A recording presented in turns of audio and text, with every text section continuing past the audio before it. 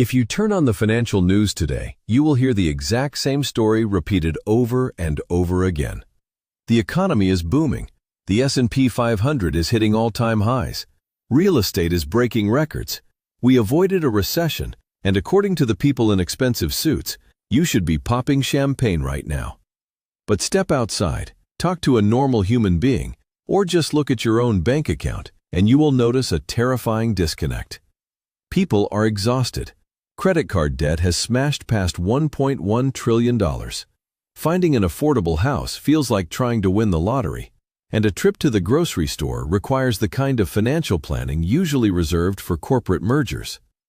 So, who is lying? Are you just bad with money, or are the charts wrong? Well, the uncomfortable truth is, both things can be true. The stock market is going up, and you are getting poorer. And it is not an accident. It is a mathematical certainty designed by the people who control the money supply. Welcome to the greatest financial illusion of our lifetime. Today, we are going to look at the chart that Wall Street does not want you to see, because once you understand how the trick is played, you will realize that the entire financial system in 2026 is gaslighting you. To understand the lie, we first have to understand how we measure value. Imagine you are building a house. You use a standard ruler to measure the wood. But overnight, someone sneaks in and shrinks your ruler by 50%. The next morning, you measure a piece of wood and the number is twice as big. You might jump for joy and scream, "Wow, my wood has doubled in size." But did it really grow?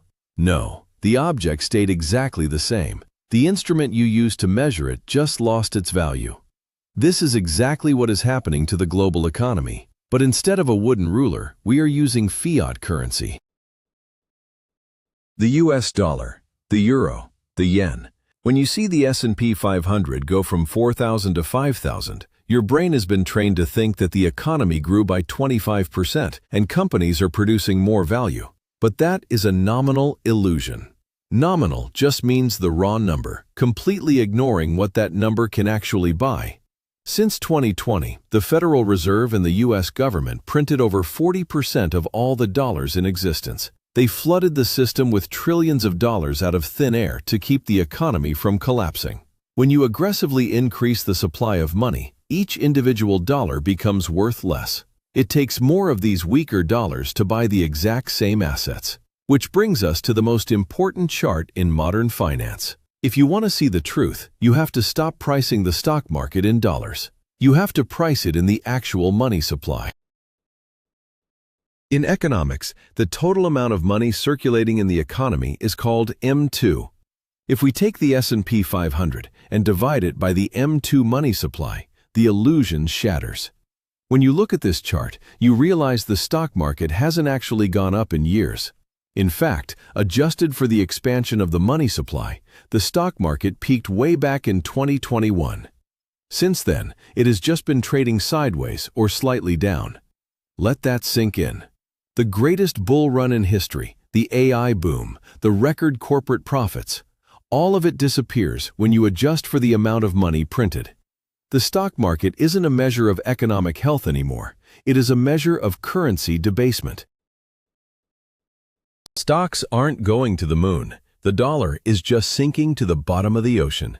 This is why you feel poor even if your portfolio is technically up. If your stock portfolio grew by 10% last year, but the real cost of living and the money supply expanded by 15%, congratulations. You took on all the risk of the stock market and you still lost 5% of your purchasing power. You are running on a treadmill that is slowly speeding up, and the people at the control panel are telling you that you are winning the race. So if this system is so obviously flawed, why does it keep happening?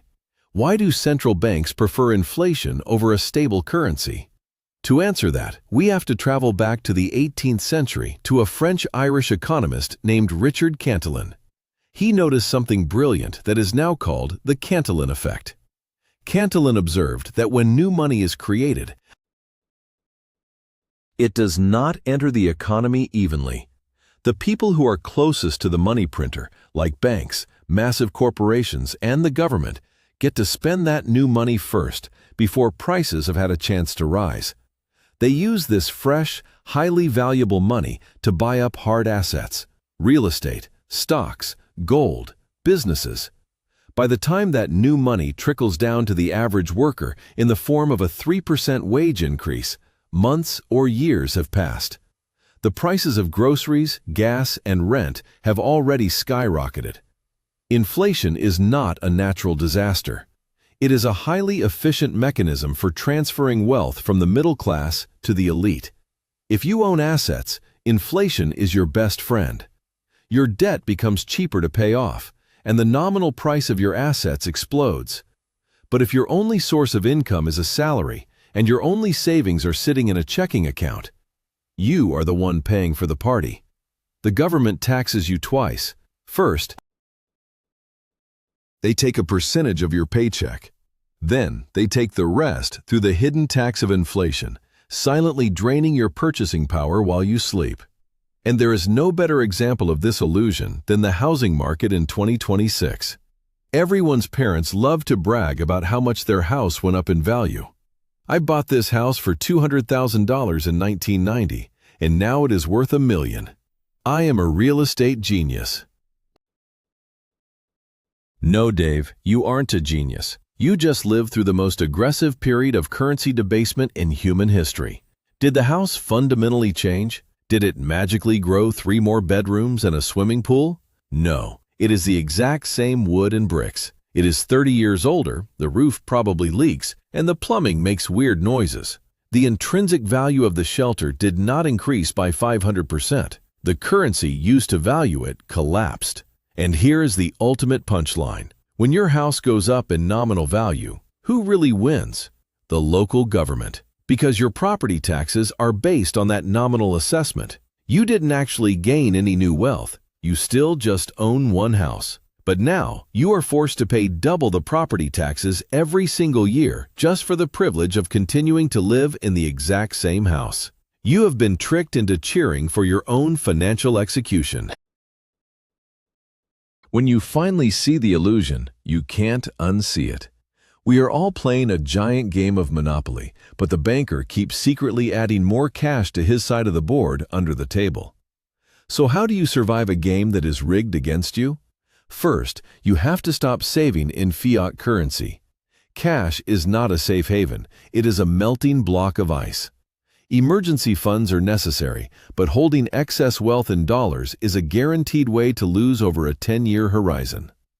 Second, you have to acquire scarce assets. You need to own things that cannot be printed by a central bank. That is why the rich own real estate, high-quality equities, and commodities. They understand that owning a piece of the pie is the only way to survive when the currency is actively being destroyed. And finally, you have to stop falling for the headlines. The next time a politician or a TV anchor looks into the camera and tells you that the stock market is at all-time highs and the economy is fixed, just remember the shrinking ruler. They are not celebrating economic growth. They are celebrating the successful devaluation of your labor. If you want to keep learning how the machine actually works so you don't get crushed by its gears, hit the subscribe button. I will keep reading the boring data so you don't have to. See you in the next one.